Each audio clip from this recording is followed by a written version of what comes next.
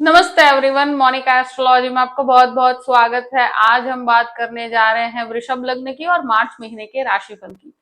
सबसे पहले शुरुआत करेंगे ग्रह गोचर के साथ। सूर्य 14 मार्च से मीन राशि के अंदर आ जाएंगे। बुध पूरे ही महीने कुंभ राशि में है, मंगल पूरे महीने कुंभ राशि में है। बुध का भ्रमण होगा 26 फरवरी से 20 मार्च तक वक्री, यानी 23 दिन तक बुध वक्री रहेंगे। शुक्र 1 मार्च से 24 मार्च तक मीन राशि में और उसके बाद वो मेष राशि के अंदर चले जाएंगे। और गुरु 10 मार्च को मार्गी हो रहे हैं, ये भी एक बहुत इंपॉर्टेंट है। ये सारी चीजों की गणना करेंगे और सबसे पहले शुरुआत करेंगे आपके लग्न के साथ। वृषभ लग्न और लग्न का स्वामी बनता है शुक्र। शुक्र इस महीने आपके 11वें स्थान में है। लग्न लॉर्ड का 11वें स्थान में 24 तारीख तक होना, ये एक पॉजिटिविटी इस महीने की दिखाता है। ये महीना बहुत ज्यादा कम्युनिकेटिव है, बहुत ज्यादा वर्कोहॉलिक रहेंगे, बहुत ज्यादा करियर ओरिएंटेड रहेंगे। इस महीने अपने आइडियाज को लोगों के साथ आप बांट पाएंगे, बातचीत कर पाएंगे, कम्युनिकेट कर पाएंगे। तो ये बहुत अच्छी परिस्थिति है जहां पर आत्मविश्वास भरपूर रहेगा और अपने कार्य के प्रति आप समर्पित भी रहेंगे। द्वितीय भाव की बात करते हैं। द्वितीयेश बुध बनकर आपके दशम भाव में है। इस महीने गुरु मार्गी भी हो जाएंगे, मगर द्वितीयेश बनकर बुध रहेंगे आपके राहु के साथ। तो ये परिस्थिति मैं यही कहूंगी कि फैमिली बिजनेस से आपको डेफिनेटली लाभ रहेगा। बुध वक्री है तो ऐसी परिस्थिति में एक ही चीज कहूंगी कि वाणी का खूब ध्यान रखिएगा। एटलीस्ट 20 तारीख तक तो आपके वाणी का जो भी उपयोग करते हैं परिवार के अंदर, वहां सोच समझ के कीजिएगा। परिवार में किसी के विवाह के पीछे कुछ खर्च हो सकता है। बिजनेस के अंदर भी कुछ आप अपना खुद का पैसा भी लगाएंगे, इस तरह की परिस्थितियां होंगी। वहां पर थोड़ा सा कैलकुलेटिव होकर चलिएगा। मगर अगर फैमिली बिजनेस है तो वहां पर लाभ की प्राप्ति होगी। गुरु यहाँ पर रहकर डेफिनेटली कम्युनिकेशन के अंदर आपको लाभ जरूर होगा। बातचीत के द्वारा आपको काफी चीजों से लाभ होगा, मगर फैमिली मैटर्स में आपको थोड़ा सा ध्यानपूर्वक ही बातचीत करनी है। इस चीज का खास ध्यान रखिएगा। तृतीय भाव की बात करते हैं। तृतीय भाव का स्वामी है चंद्रमा। ऐसी परिस्थिति में एक ही चीज कहूंगी कि ये महीना बहुत ज्यादा मतलब वर्कोहॉलिक है, ट्रैवलिंग ओरिएंटेड है। अपने काम को लेकर बहुत ज्यादा आपकी एक्सपेक्टेशंस ओवर रहेगी, तो ओवर एक्सपेक्टेशंस मत रखिएगा। यानी कि जो आप काम कर रहे हैं वो तो आपको प्राप्त होगा, मगर कोई फेक वर्ल्ड में नहीं रहना। जो भी आप करते हैं प्रैक्टिकली उतना ही आप एक्सपेक्ट कीजिए जितना आपने मेहनत किया है, और इस समय में मेहनत का फल डेफिनेटली आपको प्राप्त होगा। एक्सपेक्टेशंस के हिसाब से आपको डेफिनेटली मिलेगा, मगर जो कॉम्बिनेशंस बन रहे हैं इस महीने, आप बहुत ज्यादा करियर ओरिएंटेड रहेंगे। कभी कभी व्यक्ति ओवर करियर ओरिएंटेड हो जाता है, तो ऐसी परिस्थितियां यहाँ पर नजर आती है। बहुत ज्यादा अपने आइडियाज को लेकर, अपने थॉट्स को लेकर बहुत ज्यादा, मतलब काम के अंदर भी एक्सपेक्टेशंस बहुत ज्यादा बढ़ जाती है। फाइनेंशियल एक्सपेक्टेशंस बहुत ज्यादा बढ़ जाती है। अभी यहाँ पर आप जो भी काम करते हैं उसमें आपको फल उस हिसाब से बहुत अच्छा प्राप्त होगा। तो ये एक पॉजिटिविटी जुड़ी हुई है। ओवर एक्सपेक्टेशंस शायद प्रॉब्लमेटिक हो सकती है, तो वहां पर आपको ध्यान रखना है। अब बात करते हैं चतुर्थ भाव की। चतुर्थेश सूर्य बनकर पहले आपके दशम भाव में और फिर बाद में 11th हाउस में। तो प्रॉपर्टी संबंधित कार्यों में आप आगे बढ़ सकते हैं। प्रॉपर्टी लेना या बेचना चाहते हैं वो बेहतर ही रहेगा आपके लिए। इस समय में 24 तारीख तक आप जो भी काम करते हैं वो आपके लिए सफलता लेकर आएगा।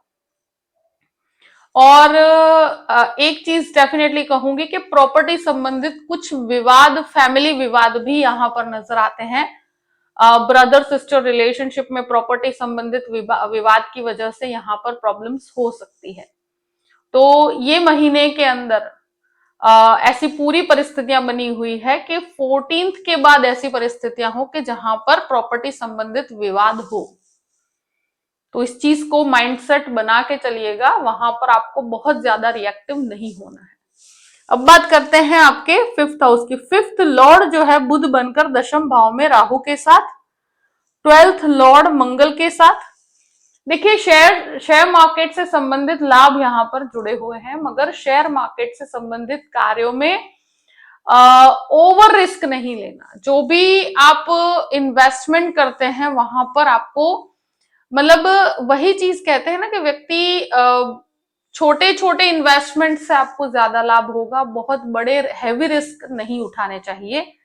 यहाँ पर किसी के कहने पे नहीं, आप अपने खुद की गणना, अपने खुद के कैलकुलेशन के हिसाब से चलेंगे तो लाभ होगा, मगर किसी के कहने पे अगर जाकर करते हैं तो वहां पर आपको नुकसान उठाना पड़ सकता है।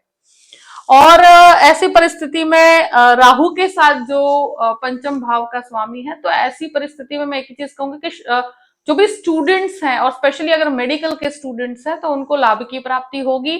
स्टूडेंट्स को थोड़ा सा फोकस में कमी आ सकती है, थोड़ा सा कंफ्यूजन का सामना करना पड़ सकता है। ये महीना थोड़ा सा कंफ्यूजिंग रहेगा।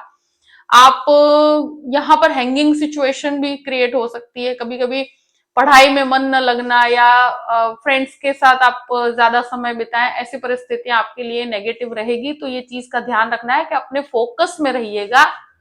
एग्जाम्स का समय हो तो वहां पर आपको फोकस को बना के रखना होगा, तो ही आपको रिजल्ट्स मिल पाएंगे।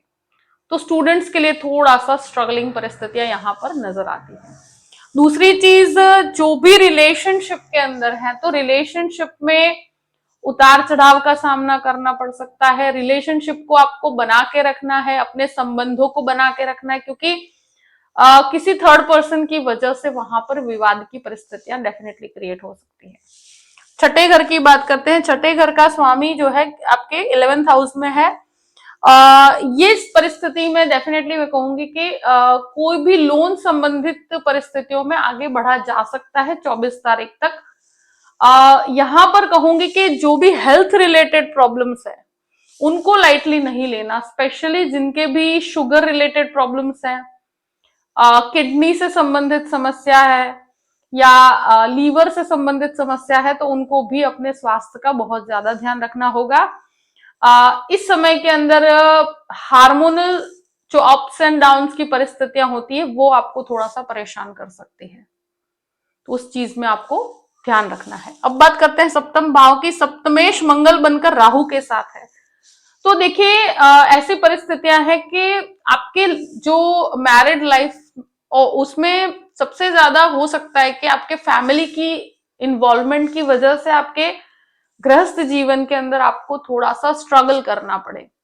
पति पत्नी के बीच में विवाद का कारण कहीं ना कहीं परिवार के विवादों की वजह से दोनों के बीच में क्लैश होगा, तो ये इन्वॉल्वमेंट कहीं ना कहीं प्रॉब्लम्स क्रिएट कर सकता है। तो वहां पर थोड़ा बैलेंस बना के चलना है। अगर आप पार्टनरशिप बिजनेस के अंदर है तो वहां पर इस महीने थोड़ा सा उतार चढ़ाव है, मगर बिजनेस बहुत अच्छा रहेगा।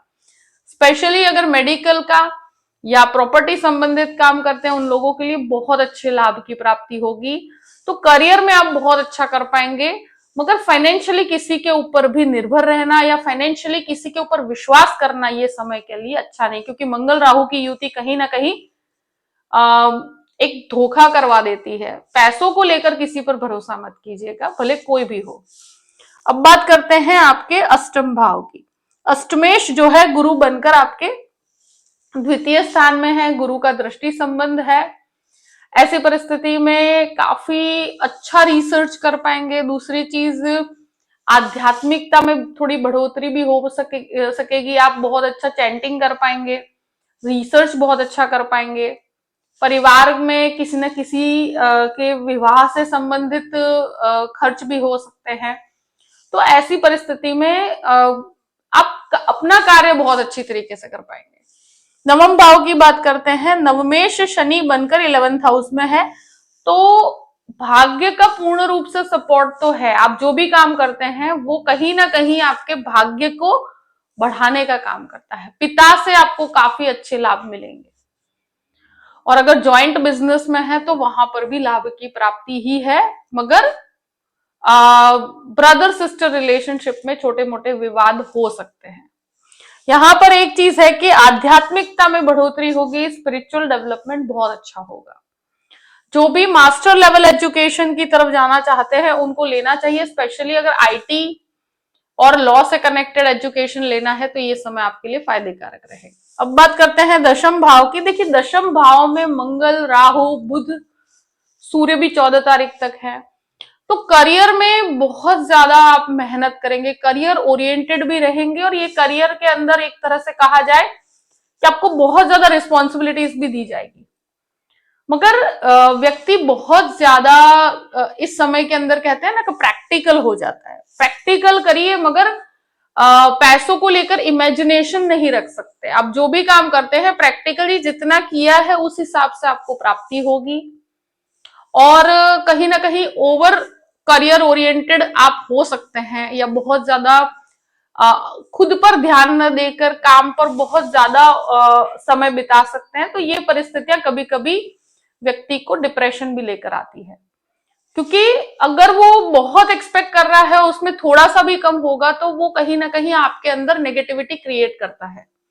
तो ये बुध, राहु की और मंगल की परिस्थितियों में ऐसा देखा गया है। पर ये चीज है कि काम बहुत अच्छा चल रहा है, जो कर रहे हैं उतना आपको प्राप्त होगा, और भाग्य का सपोर्ट भी है यहाँ पर।